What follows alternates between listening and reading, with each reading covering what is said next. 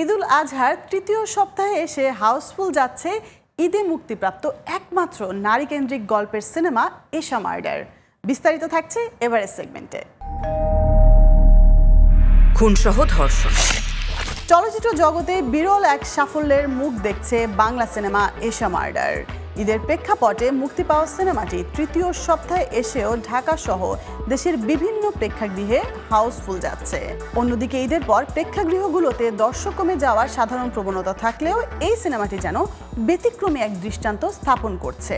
সিনেমাটির মূল চরিত্র এশা এক জটিল ও রহস্যময় নারীর জীবনের ছায়া পড়ে একটি হত্যাকাণ্ডে। কাহিনীর বাঁকগুলো এমনভাবে সাজানো হয়েছে যে দর্শক শেষ দৃশ্য পর্যন্ত দোলাচলে থাকেন কে আসল খুনি। শুরু করলে শেষ করে বের হতে হবে, এরকম একটা মুভি। খুবই সুন্দর ছিল, মানে এক্সেলেন্ট। আমার খুবই ভালো লাগছে, মানে প্রত্যেকটা মেয়ের আসলে মুভিটা দেখা উচিত। মানুষের আসলে অনেকে বুঝতে পারে নাই যে অনেক ছবির ভিড়ে তো, কিন্তু অসাধারণ। আমার মনে হয় যে একজন দেখলে আরেকজনকে বলবে। আমার কাছে ভালো লাগছে। বাংলাদেশে তো এই ধরনের মার্ডার মিস্ট্রি হয় না, আর অনেকগুলো লেয়ার ছিল, সো ইটস ফাইন, নাইস। সিনেমাটি পরিচালনা করেছেন সানি সানোয়ার এবং প্রধান চরিত্রে অভিনয় করেছেন আজমেরি হক বাঁধন। ভীষণ ভালো লাগছে, কারণ আমাদের প্রথম দিনের যে অডিয়েন্সের অবস্থা ছিল তার থেকে আজকে এই দিনে এসে আমাদের অডিয়েন্সের যে অবস্থান হয়েছে এবং আমাদের সিনেমা নিয়ে যেভাবে কথা হচ্ছে সেটা ভীষণ আশার আলো জাগায়।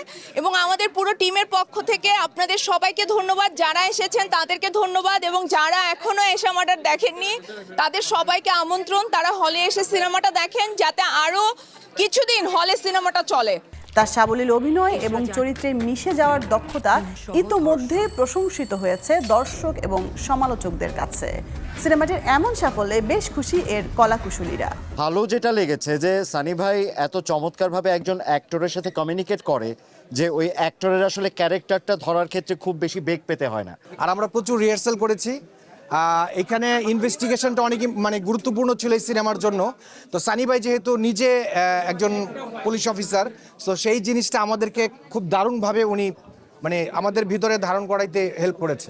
আমি যতটুকু কাজ করতে পেরেছি, থাকে না একজন অনেস্ট অ্যাক্টর হিসেবে পারফর্ম করতে পারা এবং মানুষ সেটা ভালোবাসতে পারছে, এর থেকে বড় অনুভূতি বা প্রাপ্তি আর কিচ্ছু নেই। আজকের এক্সপিরিয়েন্স এশা মার্ডার নিয়ে খুবই ভালো, কারণ আসলে এতদিন তো আমি শুধু অডিয়েন্সদের রিয়াকশন দেখেছি, আমরা টিমের সবাই। বাট আজকে আসলে আমাদের পরিচিত মুখ ছিল, অনেক মিডিয়ার অনেকজন ছিল, অনেক আর্টিস্ট ছিল, ডিরেক্টরস ছিল।